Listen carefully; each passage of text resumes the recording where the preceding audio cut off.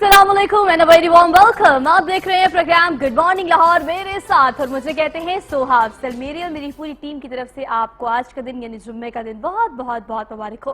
तो happy Friday के साथ गुड मॉर्निंग फ्राइडे भी हमने कर लिया, लेकिन उसके बाद रोजाना की बुनियाद पर मैं सोचती हूँ कि आज प्रोग्राम का आगाज किस थॉट से करना है, आपसे क्या बात शेयर करनी है। लेकिन जुम्मे की मुनासबत से मैं ये सोच रही थी कि हम वीकेंड की तैयारी करते हैं, पूरा हफ्ता मुसलसल काम करते हैं, गधों की तरह काम करते हैं, दिन रात काम करते हैं और वीकेंड पे हमारा प्लान ये होता है कि फ्रेश हुआ जाए या फिर रीफ्रेश हुआ जाए और उसके लिए कोई ना कोई प्लान हमारा ज़रूर होता है। लेकिन वीकेंड के प्लान्स के अलावा क्या हमने कभी ये सोचा है कि पूरा हफ्ता जब हम मुसलसल काम कर रहे होते हैं और इस दौड़ में होते हैं कि अगर हम नहीं दौड़ेंगे तो पीछे रह जाएंगे, अगर सबके साथ नहीं चलेंगे तो फिर हमें उस फील्ड में जिसमें हम काम कर रहे हैं उसमें हमें कामयाबी नहीं मिलेगी। और इस तरह की बहुत सारी थॉट्स हमारे दिमाग में आती है, इसलिए मुसलसल पूरा हफ्ता हम भागते चले जाते हैं। लेकिन आपने कभी इस बारे में सोचने की कोशिश की है कि हमारे प्रोफेशन के बारे में, या जिस फील्ड में हम होते हैं या जिस सीट पर हम होते हैं या जो काम हम कर रहे होते हैं उसके बारे में राइट लेफ्ट आगे पीछे लोग क्या सोच रहे होते हैं। अगर मैं अपने प्रोफेशन की बात करूं तो being a part of the media, बहुत सारे लोग अगर सिर्फ यही सुन ले कि आई एम फ्रॉम मीडिया तो उनका एक तासुर ही बदल जाता है। अगर आप किसी और जॉब से मुंसलिक हैं, कोई और काम कर रहे हैं, फॉर एग्जांपल अगर यंगस्टर्स की बात की जाए तो कोई इंजीनियरिंग में बैचलर करता है, कोई केमिस्ट्री में करता है, कोई मैथ्स में करता है, XYZ बहुत सारी ऐसी फील्ड्स हैं। जहां जहां आप काम कर रहे हैं वहां ये क्यों एज्यूम किया जाता है आज के ज़माने में, ज़रा इस पर्सपेक्टिव को देखने की और सोचने की कोशिश करें कि अगर आपके पास अच्छे कॉन्टेक्ट्स नहीं होंगे, PR नहीं होगी तो आप कहीं भी एक्सेल नहीं कर सकते। ये एक ऐसी मिथ है जिसे हमने 110% फिक्स कर दिया अपनी ज़िंदगी में।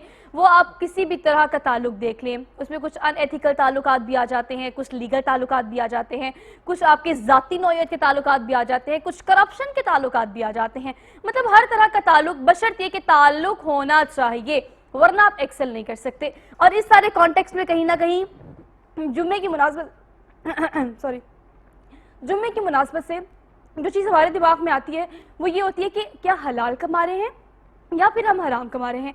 इन तमाम चीज़ों को देखने के लिए आज का दिन एक अच्छा एनालाइज करने के लिए आपके पास है। आपने करना क्या है, आपने देखना क्या है, सिर्फ ये कि आप जहाँ भी काम कर रहे हैं, ये मैरिट का वादा तो अल्लाह ताला ने आपसे किया हुआ है कि अगर आप मैरिट पे चलेंगे, ग्रेजुअली चलेंगे, सब्र करेंगे, तहम्मुल का मुजाहरा करेंगे तो चीज़ें इंशाल्लाह बेहतर ज़रूर होंगी। तो आज के प्रोग्राम का और आज के दिन का आगाज़ इस थॉट से कर लें कि जहाँ पे आप काम कर रहे हैं, if you feel stuck, if you feel कि चीज़ें डिले हो रही हैं तो कोई बात नहीं। अगर आप मेहनत कर रहे हैं, PR और ये चीज़ें आपके पास नहीं भी हैं तो डिले ज़रूर हो सकता है, लेकिन इंशाल्लाह आपका काम ज़रूर होगा, आपको कामयाबी ज़रूर मिलेगी। आज प्रोग्राम के आगाज़ में चूँकि आई थिंक कोई 2 दिन पहले हमने डेल्टा वेरिएंट पर एक डिटेल प्रोग्राम किया था और इस खौफ के साथ उस दिन के बाद मैं हर किसी से कह रही हूँ कि इस चीज़ को रियलाइज़ करें कि डेल्टा वेरिएंट अगर लाहौर में आ गया, कराची में 35 केसेस जो हैं वो देखे गए हैं, तो इस 35 केसेस के बाद अब ये देखना है कि लाहौर को, लाहौरियों को किस तरह से महफूज रखा जा सकता है। इंडिया से इसको इंडिया एपिसेंटर समझा जा रहा है इसका, लेकिन अब लाहौर शहर में खुदा ना खास्ता कहीं ना कहीं इसके कोई वेरिएंट के चांसेस या सिम्टम्स हमें नजर आ रहे हैं। इस हवाले से हम डिटेल से बात करेंगे। प्रोग्राम के आगाज़ में हमने टेलीफोन लाइन पर लिया है हमारे डेप्यूटी ब्यूरो चीफ है मियां नवीद, जो कि फील्ड में रहते हैं, मेडिकल के एनालिसिस को बड़े अच्छे से जानते हैं, देखते हैं और डॉक्टर से मिलते हैं, पैरामेडिक्स, हर किस्म के बंदों से इनका इंटरेक्शन होता है। तो जो सूरत हाल इस वक्त लाहौर शहर में और लाहौर शहर के तमाम प्राइवेट और गवर्नमेंट इंस्टीट्यूट्स में है वो हम इनसे जान लेते हैं। मियां नवीद साहब, अस्सलाम वालेकुम। जी वालेकुम सलाम। कैसे आप? ठीक है जी, शुक्र अल्लाह जी, आपके वक्त का बेहद शुक्रिया, आपने सुबह सुबह हमें टाइम दिया। आगाज़ में चूंकि जुम्मे का दिन है, वीकेंड है, अब हमारे बहुत सारे प्लान्स होते हैं वीकेंड पे।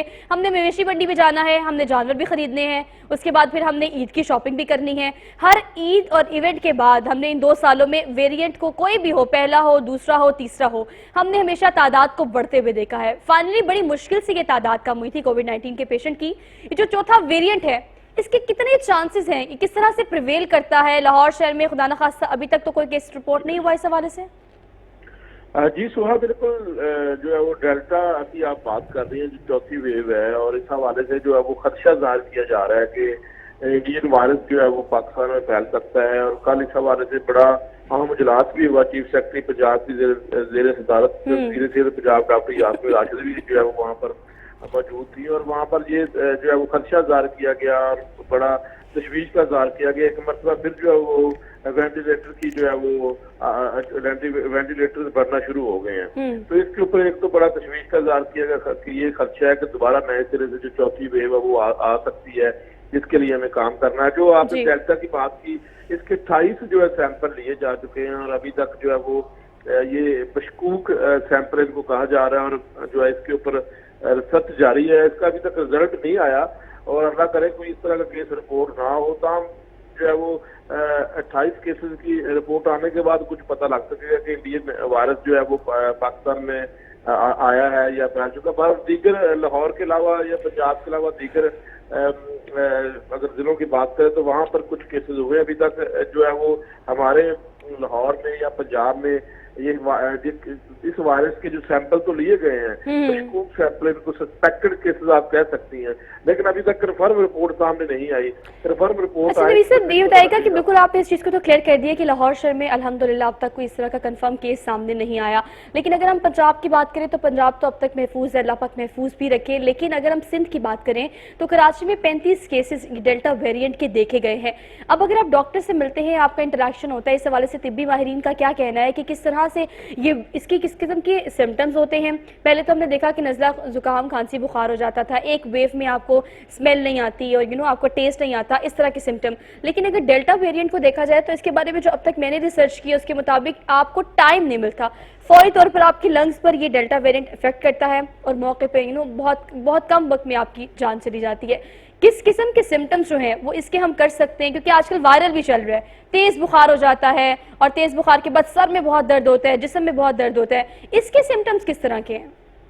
हाँ जी सुहा, बिल्कुल इसके ऊपर जो है ना वो मैंने उससे तिब्बी माहिरीन से बात भी की है और उनसे पूछा भी है। ये बड़ा मुश्किल होता है, देखा जिस तरह आपको पता है कि जब से ये वायरस आया है तो ये अपनी शक्ल तब्दील कर रहा है, बिल्कुल ऐसे ही है। और तिब्बी माहिरीन के लिए भी बड़ा मुश्किल है कि इसको जो है वो इसके हवाले से बताना। तो अभी तक इस मामले के बारे में रिसर्च जारी है और कोई फाइनल या हतमी की राय इस हवाले से तिब्बी माहिरीन ने नहीं दी।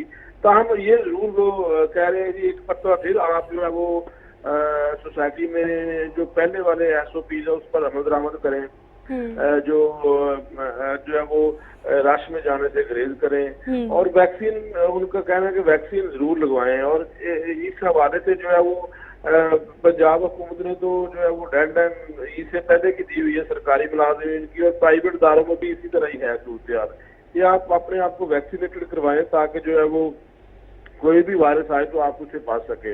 तो हम तिब्बी माहिरीन का ये कहना है कि जो भी वैक्सीन इस वक्त मौजूद है वो डेल्टा हो वायरस या कोई भी हो, उसके लिए ये वैक्सीन जो है वो अपने आप को आप अपने आप को महफूज कर सकते हैं।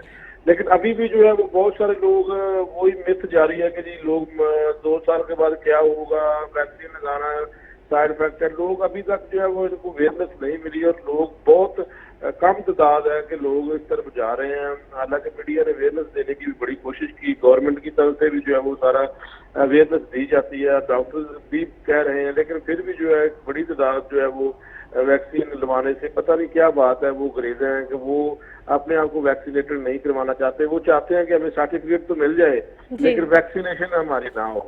तो ये एक बड़ा मतलब आजकल जो ये रेस लगी हुई है वो रेस ये कि आपको सर्टिफाइड कर दिया जाए, आपको सर्टिफिकेट मिल जाए लेकिन आप वैक्सीनेटेड ना हो, क्योंकि लोगों ने ये मिसकंसेप्शन इतनी ज़्यादा फैला दी है कि लोग इससे बाकायदा तौर पर खौफजदा भी हैं, डरते भी हैं। लेकिन अगर हमारे इदारे की बात की जाए, मियां नवीद साहब आपको पता है कल एक बाकायदा तौर पर टीम आई, उसने पूरे इदारों को मेक श्योर किया, हमारे पूरे इदारे के हर डिपार्टमेंट को देखा कि वहाँ पर वैक्सीनेशन हुई है या नहीं है।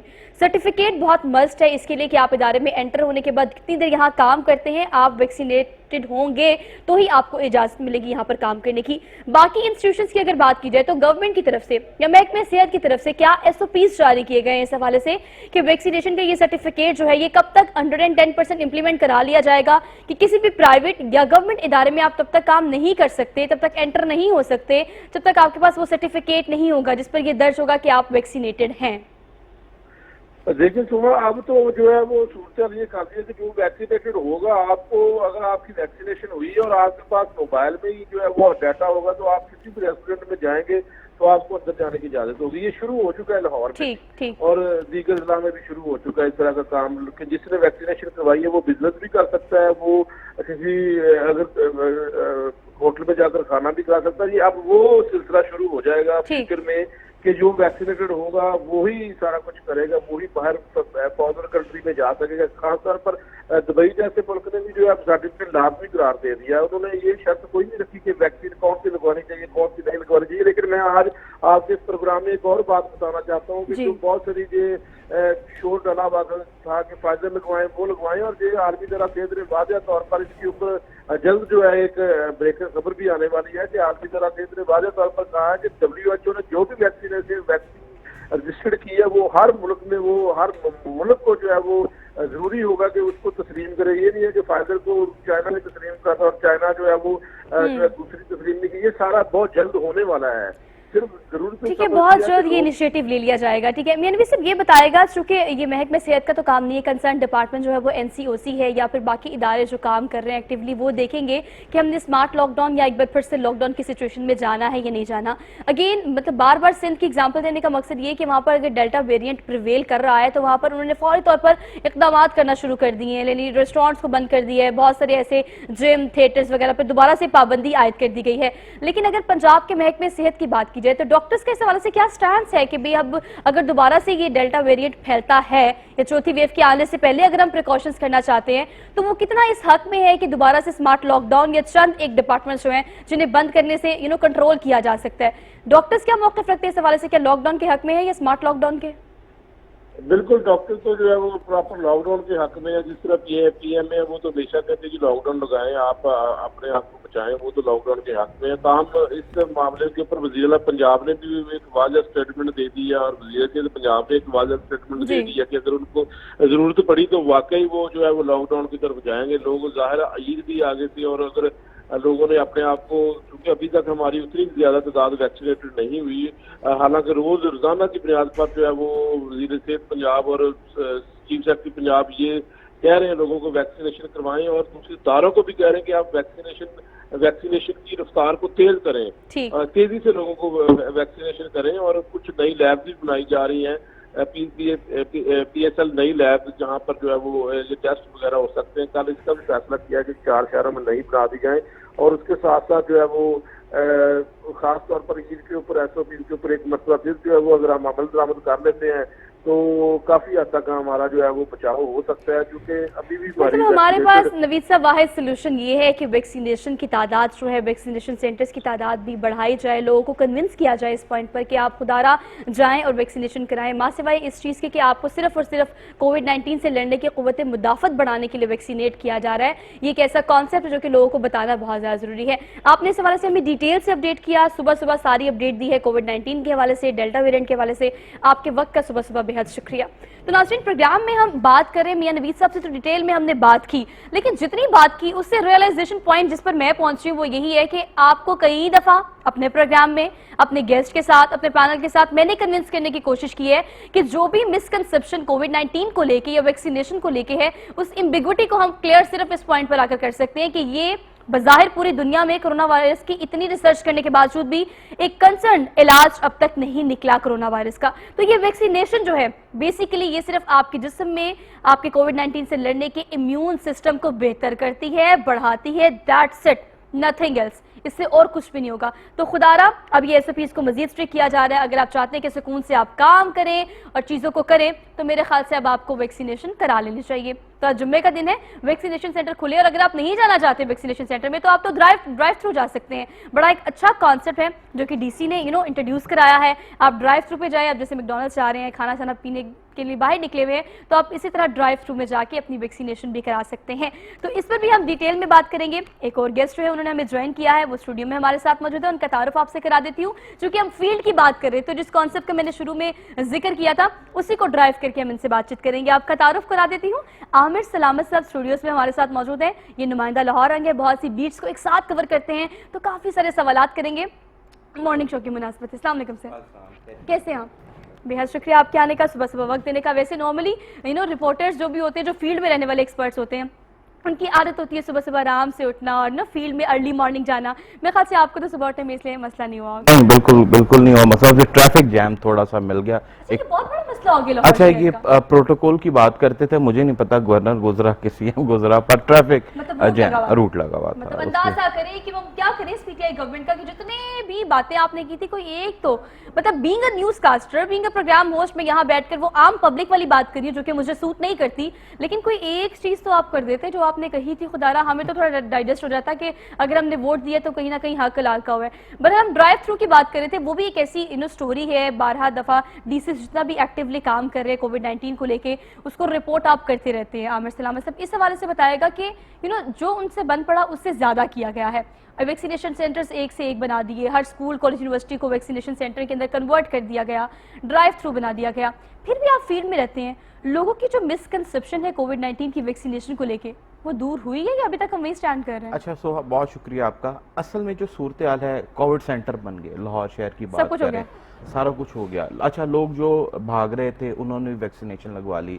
जब हमने ये सुना कि जो चाइना की वैक्सीनेशन खत्म हो रही है तो हर आम आदमी कहता कि यार वो पहले वाली लगवा दें, दूसरी लगवा दें, तीसरी लगवा दें कि पाकिस्तानी ना आ जाए। ये खौफ मतलब कैसा बिल्कुल ऐसे ही हमारी है। अजीब सी आदत है। और सोहा, मैं कल परेशान हुआ एक बात पे। मैं मवेशी मंडी सगियां गया हूँ, वहां पर मैंने खुद वीडियोस बनाई। मैंने 10 लोगों को पूछा जो कि आउट ऑफ स्टेशन से थे। मैंने कहा आपने वैक्सीनेशन लगवाई? एक ने तो कहा कि वो हुंदी की है। ओए होए होए होए। मतलब मैं फिर परेशान इस बात पर भी हुआ कि जहां पर हम इंतजामिया को अप्रिशिएट भी करते हैं तो ये भी एक क्वेश्चन मार के हमारा ही फर्ज है इस चीज़ की निशानदेही करें। मैं बड़ा उस मामले में अजीब लगा कि हम एक तरफ तो महकमा सेहत और डिस्ट्रिक्ट गवर्नमेंट कह रही है कि वैक्सीनेटेड व्यापारी अंदर आएगा मंडी के, मगर वो व्यापारी सड़क के ऊपर खड़ा अपना जानवर बेच रहा है जिसको वैक्सीनेशन का पता ही नहीं है, उन्हें उसने सिरे से नहीं लगाया पता। ही नहीं है। तो ये चौथी वेव का खौफ, और जिस तरह से आम ये लाहौर वेयर्स मास्क कमिश्नर साहब की कंपेन है बहुत अच्छी है, जा रहे हैं हर जगह पे आगाही दे रहे हैं, मगर आपको इस जैसे आपने बताया कि ये सिर्फ आपकी इम्यूनिटी बढ़ाती है, अदरवाइज कुछ नहीं है। आप क्या करेंगे फिर? आप जब इस ऐसी कैंपेन को लेकर, मुझे तो दुख हुआ और मैंने मतलब आगे किया, उसके बाद क्रैकडाउन जरूर हुआ कि इतने बकरे उठा लिए, इतने जानवर इस मवेशी मंडी से उठा लिए, मगर जो सबसे बुनियादी चीज थी और बड़ी अहम थी कि वैक्सीनेटेड व्यापारी आएगा, जिसको यही नहीं पता कि वैक्सीनेशन होती क्या है, वो घूम फिर रहा है, किसी को कुछ नहीं पता। अच्छा देखिए, मतलब अभी हमने इस मामले में जितने इनिशिएटिव्स लेने थे कंसर्न डिपार्टमेंट्स ने, महकमे सेहत ने, एनसीओसी ने, या फिर अगर आप अगर जिली लेवल पे बात करें, जिलाई लेवल पे बात करें, तो ये तमाम चीज़ें हमने कर ली हैं। लेकिन फिर भी अभी एक बहुत बड़ा तबका ऐसा है जिन्हें कन्विंस करना तो बात की बात है, पहले ये बताना बहुत ज़्यादा ज़रूरी है कि कोरोना वायरस का एक इस तरह का इलाज निकल आया है जिससे आप कम से कम लड़ने में कुव्वत मुदाफ़त आपकी ज़्यादा हो सकती है। मतलब वैक्सीनेशन करानी है आपने, बाय हुक और बाय क्रुक आपने करानी है, ये चीजें बताना भी बहुत ज्यादा जरूरी है। लेकिन प्रोग्राम के आगाज में आपको याद होगा जो मैंने इंट्रोडक्शन एक डिटेल में दिया था, उसमें कॉन्सेप्ट सिर्फ ये था कि हमें क्यों लगता है कि जब हम पूरा हफ्ता शदीद मेहनत करते हैं तो वीकेंड पे कोई प्लान तो हम करते हैं कि अपने आप को रिफ्रेश करें, लेकिन पूरा हफ्ता इस खौफ से लड़ते, झगड़ते और दौड़ते चले जाते हैं हम कि अगर हम नहीं दौड़ेंगे तो हम पीछे रह जाएंगे। लेकिन हमने कभी ये नहीं सोचा कि जहां पर हम काम कर रहे होते हैं या जिस तरह से हम काम कर रहे होते हैं, हमारे इर्द गिर्द लोग क्या कॉन्सेप्ट ले रहे होते हैं इस चीज का कि हमारे काम के बारे में या हमारे पेशे के बारे में वो क्या सोचते हैं। ये भी एक बहुत बड़ा कॉन्सेप्ट है। आमिर साहब, हमने कभी नहीं सोचा, अब आप फील्ड में जाते हैं, काम करते हैं, बड़ी मेहनत से, डिवोशन से अपना काम करते चले जाते हैं, आपने कभी इस चीज को सोचा कि आपके राइट लेफ्ट जो लोग हैं वो आपके काम के बारे में क्या सोचते हैं? बिल्कुल, यही असल काम ही है, असल काम ही है कि आप जो मर्जी कर लें, आपके राइट लेफ्ट जो लोग बैठे हैं ना। और एक बड़ी अजीब बात है, कल मैं एक बड़े अल्लाह वाले हैं, मैं उनका नाम नहीं लूँगा, मैं उनके पास गया और बड़ी क़ीदत के साथ गया। उन्होंने एक बड़ी खूबसूरत बात की, उन्होंने कहा कि आप अपना काम करते रहें, आप इधर उधर ना देखें। अच्छा, मैंने कहा हज़रत साहब इधर उधर देखने का मतलब क्या है? उन्हें कहा इधर उधर जो होता है ना वो शर होता है। अच्छा, राइट लेफ्ट आपके शर है। मैंने कहा वो हज़रत साहब मतलब शर क्या है? उन्हें कहा शर नजर की बात है। वाह। आप अपने काम पर ध्यान दें और आप जो कर रहे हैं ना, जो अपने लिए कर रहे हैं, वो अपने सोच समझ के मुताबिक ठीक कर रहे हैं, उसका फैसला रब और आपके रसूल के हाथ में। आप अपना काम करते रहें, जो कोई राइट लेफ्ट कह रहा है उसको कहने दें, लेकिन आमिर साहब उसकी फिक्र नहीं करना। आमिर साहब देखिए, ये कहना बड़ा आसान है, आपने भी कह दिया, चले मैंने सुन लिया, मैंने कह दिया, मेरी स्क्रीन के उस जो ऑडियंस उसे सुन लिया, लेकिन कहीं ना कहीं अपना दिमाग के किसी कॉर्नर में राइट लेफ्ट हमें ये फील होता है कि why people talking about me, why people just talking about disgusting, like मतलब हम बड़ी सारी बातें करते हैं कॉन्सेप्चुअल। अच्छा, एक बात की जो बात मैं कर रही हूँ, ये जो टॉपिक मैं लेके ड्राइव कर रही हूँ, इसे करने का मकसद ये कि हमारे प्रोफेशन के बारे में लोग क्या सोचते हैं, ये तो एक कॉन्सेप्ट है, लेकिन हर प्रोफेशन के बारे में आजकल एक म्यूचुअल और आज एक कलेक्टिव कॉन्सेप्ट जो है वो ये कि आप किसी भी फील्ड में हैं, किसी भी रेफरेंस के बगैर, किसी भी पीआर के बगैर, किसी भी कांटेक्ट के बगैर, किसी भी म्यूचुअल अंडरस्टैंडिंग के बगैर आप आगे नहीं बढ़ सकते। बच्चों की बात कर लेते हैं, यंगस्टर्स की बात कर लेते हैं। अब आपने बीएस इंजीनियरिंग की है, बीएस मैथ्स कॉम किया है या व्हाट्सएवर फिल्म पढ़ कर आए हैं, बच्चे जब शुरू में आते हैं बड़े एंथुसियास्टिक होते हैं कि हमने मेरिट पे काम करना है, मेहनत करते हैं, लेकिन आहिस्ता आहिस्ता इर्द गिर्द के जब बुत टूटते हैं ना, उनके जो रोल मॉडल्स होते हैं जो उन्होंने बनाए होते हैं, फिर उनका काम आहिस्ता हो जाता है, या आम जुबान में क्या वो मतलब देखते ही कि अब हमने आम काम करना है, जैसे बाकी सारे काम कर रहे हैं हमने भी इस तरह से काम करना है। इस कॉन्सेप्ट को किस तरह से हम डिनाई नहीं कर सकते, ये बात वाकई सच है। कोई आपकी म्यूचुअल अंडरस्टैंडिंग होती है, कोई ज़ाती आपकी नौयत के ताल्लुकात होते हैं, लेकिन रेफरेंस, पीआर और कांटेक्ट के बगैर आप ये सब समझते हैं कि किसी भी फील्ड में आप एक्सेल नहीं कर सकते। 110% ठीक बात कर रही हैं। रेफरेंस के बगैर तो अब कुछ है ही नहीं, और आज से कई साल पहले भी नहीं था, क्योंकि जो कनेक्शन है आपका, जो आपका सिलसिला है, अच्छा ये अच्छी बात भी है, सिलसिले अच्छे होते हैं, आपको मोटिवेट करने वाले लोग होते हैं, आपको समझाने वाले लोग होते हैं, आपको आगे लेके जाने वाले लोग होते हैं। मैं एक बीट में बैठा हूँ, एक माली आता है, मुझे कहता है सर ये लेटर पकड़ ले, मेरे बेटे की नौकरी है, तो मुझे ये लेट मिला। मैंने कहा, मैंने जब देखा, मैंने चूंकि पोस्ट ऑफिस का था, मैं कहा इसको टैग करो ये कब पहुंचा, तो 5 तारीख को जारी हुआ और 10 तारीख को उसको मिला है, तो बड़ा परेशानी में था कि यानी उसको लेटर का मतलब उसकी जॉब मिल गई। मैं कहा बाबा जी ये आपको पता है कि ये 10,000 लोगों ने अप्लाई किया, एक जॉब है। कहता शायद ये मेरा ही होता। हाँ, मैंने कहा बिल्कुल ठीक कह रहे हैं, पर कहते मुझे लेट मिला। मैं कहा साहब पर आपको 10 तारीख को मिल गया था, डिलीवर हो गया, अगर ऑफिस में आपको नहीं मिला जहाँ पर एड्रेस, यानी उसकी जो फिर आस थी ना वो टूटते मैंने देखी, मुझे बड़ी तकलीफ हुई। बट फिर मैंने वही सोचा कि ये इसकी सिफारिश होती, इसका ताल्लुक होता, तो शायद ये कहीं पर आगे निकल गया होता। अच्छा देखिए, आपकी बड़ी खूबसूरत सी बात है, इसी को कोट करके ना सेकंड करती हूँ मैं इस बात को कि बात वाकई सच है, लेकिन फिर भी ये मेरिट किस बला का नाम है, ये कहाँ एग्जिस्ट करती है? क्या आपको उसका रिवॉर्ड, इसका फल मिलता है लेटर ऑन, देर से लेकिन दुरुस्त अंदाज में मिल जाता है? इस पर हम ढेर सारी बातें और भी करेंगे। आमिर साहब हमारे साथ स्टूडियो में मौजूद है और एक छोटी सी ब्रेक लेते हैं, वापस आते हैं। Keep watching good morning Lahore.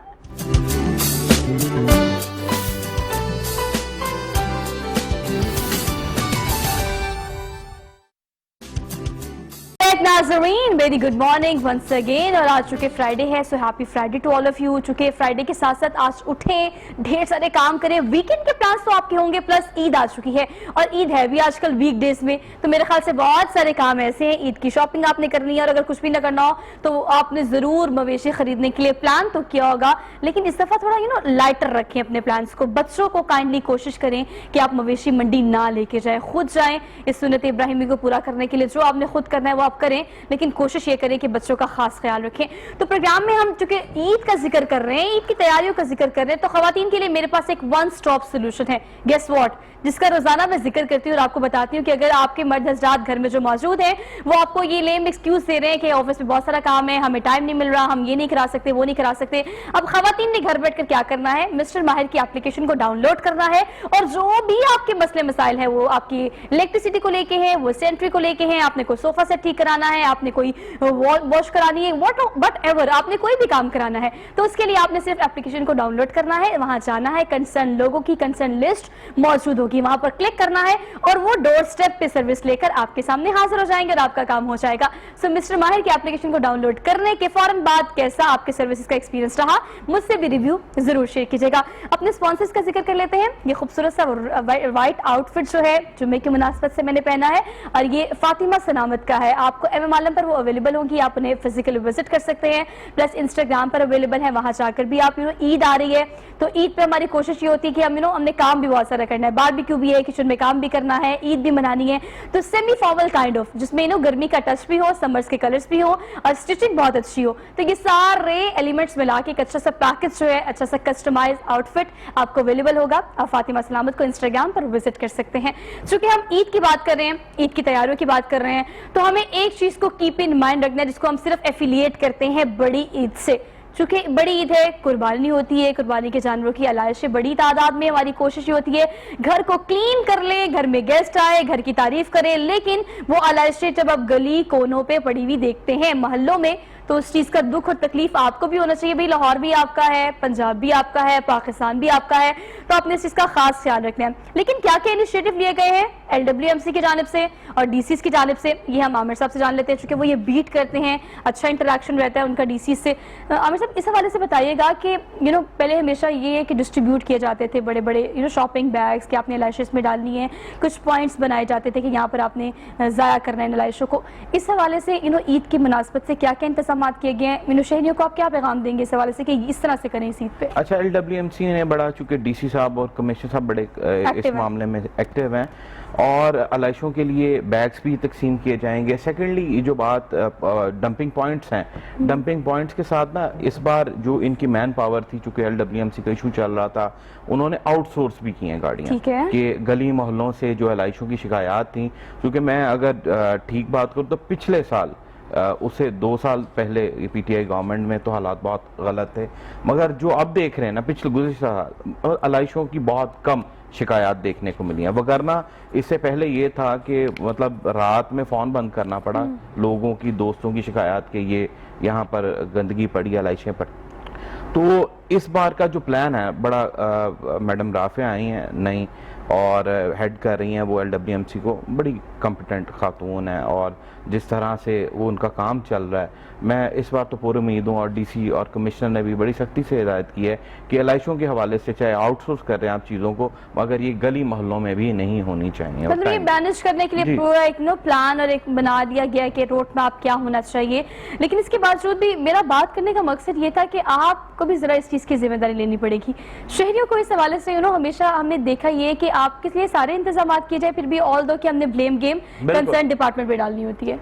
इसी तरह है, मैंने कई बार हमने देखा है कि आपने भी आते जाते देखा होगा, गाड़ी से कचरा बाहर फेंक रहे हैं लोग, वैसे फेंक रहे हैं, मतलब वैसे इतनी थ्रो हो ना, पर इनकी कूड़ा फेंकते हुए हो जाती है कि हाथ पे ना लग जाए। अजीब सी सूरत हाल बनी है। असल ये भी जिम्मेदारी का यही काम है कि एलआईसी अगर बैग नहीं मिलता, सपोज टू बी आपको बैग नहीं मिला, तो आपकी रिस्पॉन्सिबिलिटी तो है कि आपने उसको ऐसी जगह पर रखना है जैसे आप अपने घर के बाहर नहीं रखते। तो यही सोचना चाहिए, पाकिस्तान है, आपका घर है, उसके बाहर भी आप ऐसी जगह पर रखें। डंपिंग पॉइंट्स बने हुए हैं, छोटे कलेक्शन पॉइंट्स बनेंगे, कैंप्स लगेंगे, और वो एक नहीं मतलब हजारों की तादाद में लाहौर शहर में कर लिया।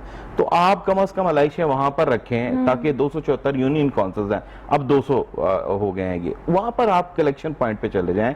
अच्छा, गली मोहल्लों में आपको अगर जा रहे हैं, आ रहे हैं, टूल फ्री नंबर उन्होंने दिया हुआ है, आप कहीं भी जाकर उसको दे सकते हैं, पर जिम्मेदारी का मुजाहरा कर दें। तो अगर मतलब ना करें तो ये तो आपका फर्ज बनता है कि अपने घर को साफ रखना है। हम अपने घर तो कुर्बानी के बाद बड़ा अच्छे से काम वाली को कहते हैं कि यूं साफ कर दें, कोई मतलब अगले के घर के आगे गंदा पानी चला जाए, आपने अपने घर के आगे खड़े नहीं होने देना। तो ये तो वैसे भी अखलाकी तौर पे बुरी बात है कि आप अपने घर के बाहर ऐसी एलाइशों का, मगर ये जो ऐसे माफियाज हैं जो कलेक्ट करके चीजों को उठा के ले जाके वेस्ट करते हैं, इनके खिलाफ डीसी ने भी कहा कि हम क्रैकडाउन करेंगे, जो गंदगी फैलाने वाले हैं उनके खिलाफ सख्त एक्शन लिया जाएगा। अच्छा आमिर साहब, चूंकि आप डीसीज को देखते हैं, जिला इंतजामिया की बीट को एक्टिवली आप जाते हैं, एनालिसिस करते हैं, पीएचए को आपने बड़े अच्छे से कवर किया है हमेशा। इन तमाम सिनेरियो में मैंने तो प्रोग्राम के आगाज में अपना गिला शेयर कर दिया लोगों से कि एक आम लेमैन ये सोचता है कि आपने जो भी बातें क्लेम की थी उसमें से कोई एक आधा इनिशिएटिव तो आप लेते ताकि हम डाइजेस्ट कर सकते कि चले 2 साल ले लें, 3 साल ले लें। आपने क्या आई विटनेस किया इन चीजों को, चूंकि आप पहली गवर्नमेंट जब रही है, अगर नवाज गवर्नमेंट की बात की जाए या XYZ, उस दौरे हुकूमत में आपने किस तरह से काम होता हुआ देखा है और आज आप कंसर्न डिपार्टमेंट्स को किस तरह से काम करता देख रहे हैं? मैं सोहा आपको एक बात बताऊं, सबसे MCL बहुत अहम डिपार्टमेंट है। PHA तो खूबसूरती के लिए है, वो अपना काम प्लांटेशन का करती है, सारा कुछ देखती है, मगर MCL आपके birth certificate, death certificate, secondly आपके छोटे छोटे मामलात, आपके स्ट्रीट लाइट का इशू, आपके रोड का इशू। मैं बतौर साफ़ी एक बात कर रहा हूँ कि साबका दौरे हुकूमत में हम कंसर्न लोगों को कहते थे फंड्स अब भी हैं, लग अब भी रहे हैं, पर मुझे लगता है कागजों में लग रहे हैं। आप किसी को कहते थे, आपका काम होता था, स्ट्रीट लाइट लगती थी। अब जब का बल्दियाती निज़ाम का, तो आपको पता है आजकल मामला ये बना हुआ है कि उनकी अदालती, अब मतलब अब 2 दिन पहले की खबर थी कि उन्होंने, डिपार्टमेंट वालों ने बैंक ऑफ पंजाब को लिखा है, बैंक ऑफ पंजाब ने 1 दिन के लिए फ्रीज कर दिए, अकाउंट बंद कर दिए, फिर महकमा खजाना ने खुलवा दिए। अजीब एक परेशानी का आलम है। बट ओवरऑल जो आम आदमी है उसकी रसाई नहीं है, उसकी सिफारिश ही नहीं है ना, मैं क्लेम करता हूँ उसका काम नहीं होगा। ये मुमकिन है ही नहीं है विदाउट रेफरेंस। मैं नाम नहीं कोट करूंगा, बड़े अच्छे टीवी चैनल का रिपोर्टर है, मेरा छोटा भाई है, मुझे फोन करके उसने काम का स्ट्रीट लाइट का। अच्छा, मैं हैरान, मैं कहा बेटा तू मतलब खुद बड़ा अच्छे टीवी में बैठा है। उनका भाईजान बस मैंने 2-3 बार कहा, ये आलम है कि जिनकी जो रसाई मुमकिन है, उनका काम नहीं हो रहा।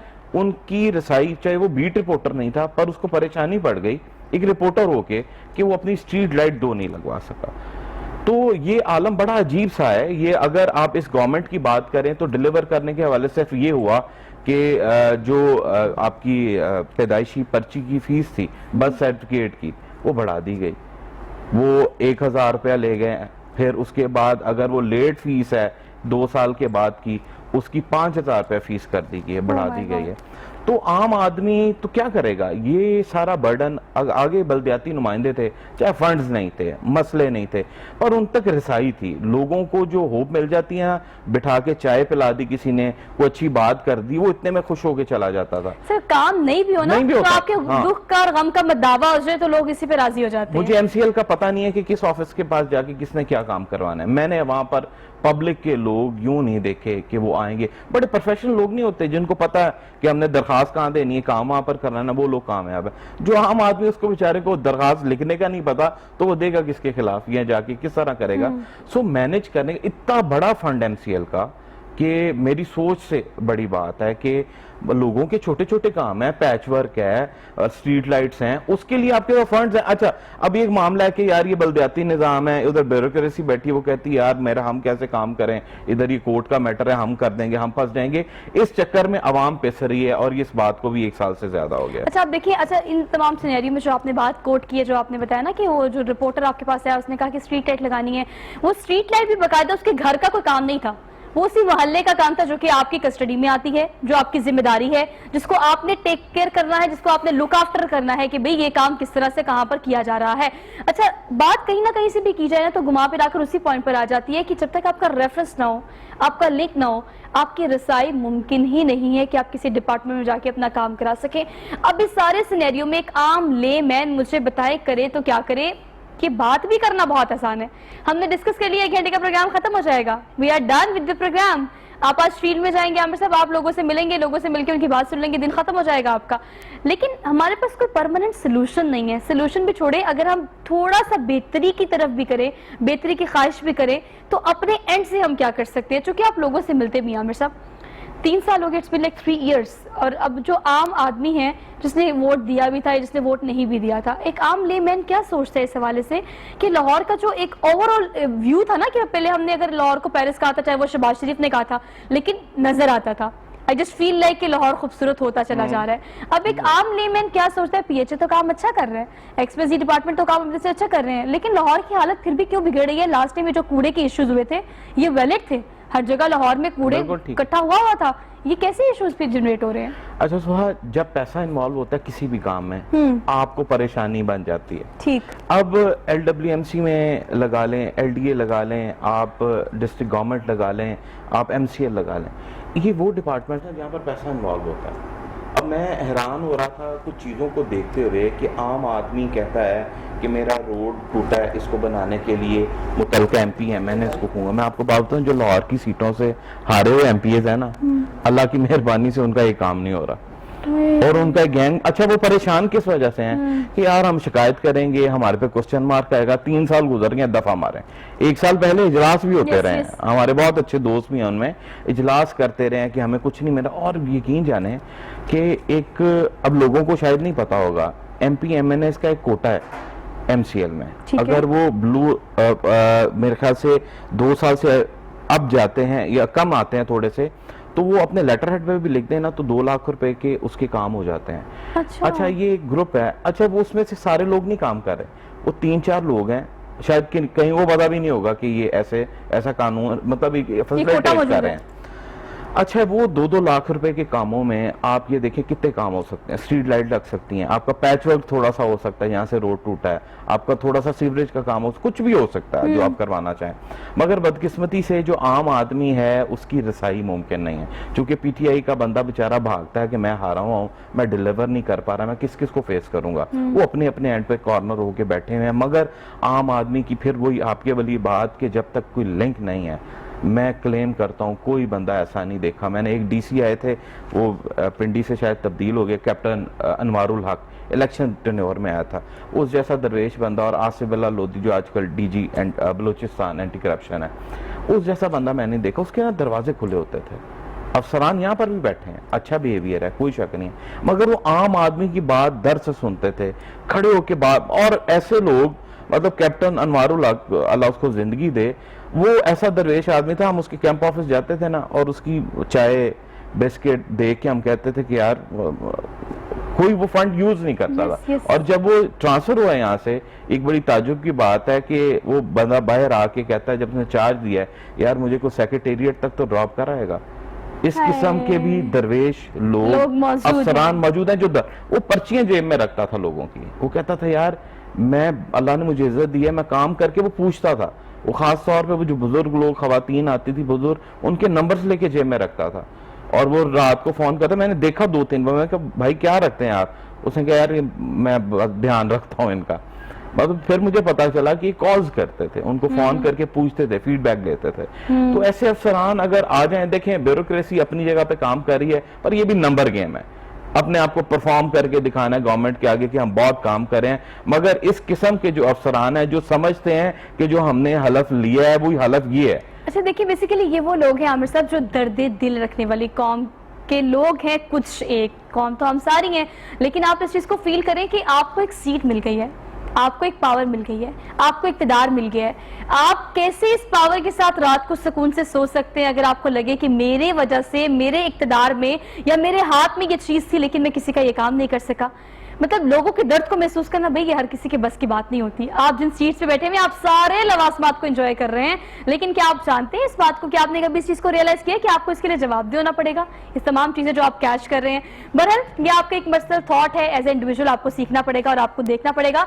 अशरफ मेहताब जो है वो टेलीफोन लाइन पर हमारे साथ मौजूद है। चूंकि ईद आ गई है और ईद का पहला तोहफा जो है वो हमें मिल गया है कि 113 लीटर से अब डायरेक्टली जो है वो इजाफा हुआ है। कितना इजाफा हुआ है? और चूंकि ईद पे हमारे बड़े सारे प्लान्स होते हैं कि हमने नॉर्दर्न एरियाज ट्रैवल करना है, हमने इस्लामाबाद जाना है, बहुत सारे हमने प्लान्स बनाए होते हैं। तो अब ये पेट्रोल की कीमतों में जो इजाफा हुआ है, ये पेट्रोल की कीमत में नहीं है, ये पेट्रोल और मसनूआत जितनी भी हैं उन सब में इजाफा हुआ है। क्या लोग किस तरह से रिएक्ट कर रहे हैं, अशरफ मेहताब से हम जान लेते हैं। अशरफ बताइएगा ये क्या सोचकर इन्होंने इजाफा कर दिया? और हम तो बिल्कुल हेल्पलेस हो जाते हैं, हम किसी को पूछ नहीं सकते, कुछ कह नहीं सकते, वी हैव टू पे। जी बिल्कुल सही बात है। बात यह है कि इन्होंने जब बजट पेश किया तो ये कहा कि हमने कोई नया टैक्स नहीं लगाया और हम अवाम को रिलीफ देंगे, लेकिन इन्होंने उसी बजट के अंदर जो टैक्स का हदफ था वो बढ़ा दिया और वो 1200 से 1300 अरब रुपए का इजाफा किया। अब वो 1200-1300 अरब रुपया जो था वो इन्हीं लोगों से लेना था ना। अमीर लोग तो पहले ही टैक्स बहुत कम देते हैं कि अगर इंडिविजुअली बात करें किसी एक फर्द वाहिद के हवाले से जो टैक्स इनकम टैक्स होता है, जिसको सही टैक्स डॉलर टैक्स कहते हैं, वो इस पाकिस्तान में पूरे साल के अंदर अगर देखा जाए तो वो 70 से 72 अरब रुपया सिर्फ दिया जाता है। जबकि इस पाकिस्तान के अंदर जो अमीर है उम्रा, उनकी तादाद इससे कहीं ज्यादा है।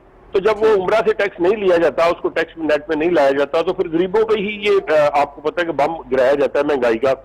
और जितनी चीज महंगी होती है उसमें फिर टैक्स की शरह भी बढ़ जाती है। अब इसमें पेट्रोल की जैसे आपने बात की, तो इसमें देखिए 2017 में पेट्रोल के ऊपर दो किस्म के टैक्स होते हैं, एक पेट्रोलियम लेवी टैक्स है और एक जनरल सेल टैक्स है। वो पेट्रोलियम लेवी जो था वो कोई तकरीबन 9 रुपए दिया जाता था और 12 रुपए जीएसटी 1 लीटर पे लिया जाता था, और इस तरह से 21 रुपए बनते थे। 2018 में ये 23 हुए, इसमें सिर्फ 2 रुपए का इजाफा हुआ। लेकिन 2018 के बाद इतनी तेजी से इजाफा हुआ कि आप सोच भी नहीं सकते। 2018 के अंदर 22 रुपए कर दिए लेवी टैक्स के और 13 रुपए जो था जनरल सेल टैक्स हो गया। तो इस तरह से ये 35 रुपए जो 1 लीटर पे लेने लगे। उसके बाद भी ये रफ्तार नहीं रुकी, चूंकि टैक्स टारगेट बढ़ाए गए थे, लिहाजा इसको पूरा करना था हर सूरत में। तो 2020 में इसको बढ़ा के 35 पे किया और उसके बाद 2021 में इसको 38 पे कर दिया गया है। अब ये 1 लीटर मैं अगर पेट्रोल डलवाता हूँ मोटरसाइकिल में तो मुझे 22 पे तो लेवी टैक्स की सूरत में देना पड़ता है और 16 रुपए जो है वो जीएसटी देना पड़ता है, जो कभी 12 रुपए हुआ करता था।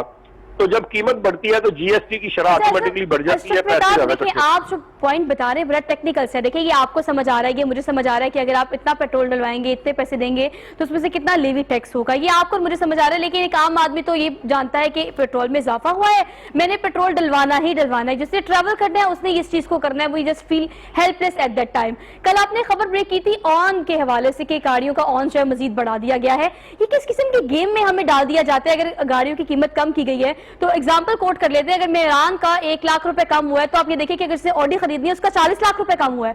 मतलब ये हमें इस गेम में डाल दिया जाता है, हमें कह दिया जाता है गाड़ियां सस्ती हो गई हैं, लेकिन अमीर के साथ किस तरह से वो क्राइटेरिया है, गरीब के साथ वो क्राइटेरिया क्या है, ये बिल्कुल मुख्तलिफ है। ये दरअसल हमें समझ नहीं आता।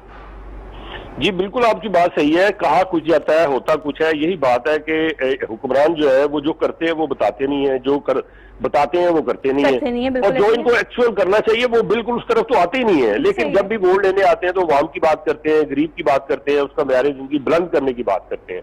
अब म्यार जिंदगी यहाँ तक बुलंद हो गया है, ये तब्दीली आई है और इतनी ज्यादा तब्दीली ने तंग किया है गरीब को कि एक आम जो 5 फर्द का घराना है गरीब का, उसकी आमदन जो है वो बड़ी नहीं है, लेकिन उसके ऊपर मजीद महंगाई की वजह से 5 से 7 हजार रुपए फी घराना जो है इजाफा हो गया है। अब ये बताएं कि वो कहां से लाएंगे, वो लोग कहां से बिजली के बिल देंगे? तो बिजली की कीमत में भी 3-3.5 रुपए इजाफा हुआ है यूनिट पे, और पेट्रोल की कीमत में भी इजाफा हो गया। अब एलपीजी को देख ले, एलपीजी आज से ये जब बजट नहीं आया था उससे पहले ये तकरीबन 105 से 110 पे हुआ करती थी, अब ये 170 पे हो गई है। कल 2 दफा इसमें इजाफा हुआ है, 5 सुबह हुआ है और 5 ही फिर शाम को इजाफा किया गया है।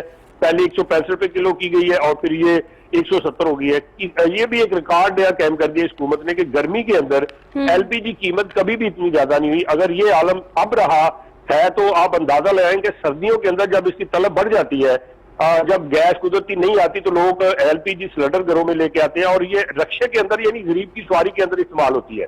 तो फिर अंदाजा लगाएंगे ये 350, 400, 500 तक जाएगी, कौन लोग जो है वो खरीदेंगे?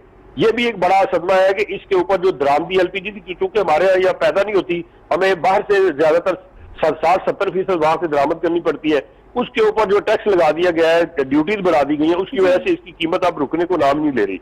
मकामी जो एलपीजी प्रोड्यूसर है उनको ये पड़ती है कुछ 60-70 रुपए, अब वो इतनी महंगी बेचेंगे, उनको तो लाभ आला उनके जेबों में पैसे जाएंगे और आवाम की जेबों से निकलेंगे। असल में बात यह है कि इन्होंने इलेक्शन से पहले ये कहा था जी हम करप्ट लोगों को नहीं छोड़ेंगे, उनसे पैसे निकलवाएंगे, जिस तरह इन्होंने मियां बरादरान पे मुकदमात किए, जरदारी पे किए और बाकी लोगों पे। अवाम को इससे कोई सरोकारी आप उनको पकड़े निकलवाए, लेकिन उनसे निकलवाए पैसे, लेकिन अब तो अवाम से ये पैसे अवाम की जेबों से निकलवाए जा रहे हैं। नहीं है कि कोई क्या कर रहा है, अवाम को सिर्फ सरोकार है तो इस चीज से कि महंगाई ज्यादा हो गई है, हमारी जिंदगी गुजारने के तरीके जो है वो उस तरह के ही हैं, हमने ज्यादा कोई लग्जरियस लाइफ नहीं गुजारी, लेकिन उसके बावजूद भी मसाइल काफी ज्यादा हो गए हैं। अशरफ मेहताब आपने डिटेल से हमें इस हवाले से अपडेट किया कि किस तरह से पेट्रोलियम मसनूआत की और पेट्रोल की कीमतें जो है वो बढ़ी हैं, और डायरेक्टली प्रमोशनल ये है कि अब डिमांड सप्लाई में वो चीजें हम देखेंगे किस तरह से तलब और रसद बढ़ेगी, और ये अल्टीमेटली जो बंदा टारगेट होगा वो एक आम लेमैन यानी आप और हम ही होंगे। अच्छा ये आमिर साहब इस चीज़ को जरा इमेजिन कर ले, मैं कल ऐसे ट्रैवल करी थी तो मैं बड़ा इंटेंसिटी से इन चीज़ों को फील करती हूँ। जब मैं ट्रैवल करी थी तो मैं ये इमेजिन किया कि 1-2 कंट्रीज जो मैंने विजिट की हैं, आप किस तरह से वहाँ उन मुल्कों को तरक्की याफ्ता या फिर अंडर डेवलपमेंट भी अगर आप देखें तो उनका वे ऑफ लिविंग, उनकी ट्रैफिक सेंस, उनकी आपकी अपीयरेंस सेंस। मैं रोड पे जा रही होती हूँ तो जब हम सबको देखते हैं तो मुझे ये फील होता है कि आप सबके सभी बिगड़े हुए हैं, सभी चीज़ें ख़राब हैं। तो आपको क्या लगता है कि देखिए हर किस्म के वसाइल हमारे पास मौजूद है, अच्छी चीज़ें हमारे पास हैं। अगर पाकिस्तान की बात की जाए, चारों किस्म के मौसम हमें मिलते हैं, नॉर्दर्न एरियाज़ की बहुत सी चीज़ें अनटच हैं जिनको काम किया जा सकता है। मसला आपको ज़्यादातर अगर डिफ्रेंशिएट करना पड़े आपको तो क्या करेंगे? अवाम के मसाइल ज़्यादा हैं, अवाम ज्यादा बुरी है, या हमारे हुक्मरान जो कंसर्न डिपार्टमेंट जिन्हें इक़्तिदार मिला है वो सही काम नहीं कर रहे? अगर आपने डिफरेंशिएट करना हो तो क्योंकि तरबियत जो है ना, तरबियत उसका असर बहुत ज़्यादा होता है, चाहे वो ब्यूरोक्रेट हो, जो हुक्मराने वक्त होते हैं उनका काम है माशरे में सिस्टम बनाना। yes. अगर आप सिस्टम नहीं बनाएंगे तो उस सिस्टम पे अमल कौन करेगा? आपको पता ही नहीं है कि यहाँ पर कोई लाइन का सिस्टम है। आज तक आपने कभी देखा कि क्यू कभी लगी हो, कोई सीधी लगी होगी? आप वैक्सीनेशन सेंटर में चल जाएं, कहीं चले जाएं, कोई ना कोई मतलब, और आप दीगर ममालिक को देख लें तो आपको पता लगेगा, पता नहीं मतलब कहीं पर कोई यहाँ पर इन्होंने कोई स्टिकर लगाया हुआ कि ऐसे बिल्कुल सीधे खड़े। अजीब सी सिचुएशन है। यहाँ पर आपकी तरबियत का असर है, चीजों का मामला है। अब इन चीजों को लेकर हम सेटल करेंगे, और ये सिस्टम के तहत ही ब्यूरोक्रेट्स हैं, ये पॉलिटिशियन। बेसिकली ये मसला है कि ये ब्यूरोक्रेट्स नहीं है, ये पॉलिटिक्स करने वाले वो लोग हैं जो कि सिर्फ पॉलिटिक्स करते हैं, आते हैं, 3-4 साल गुजारते हैं, 5 साल गुजारते हैं, वापस चले जाते हैं।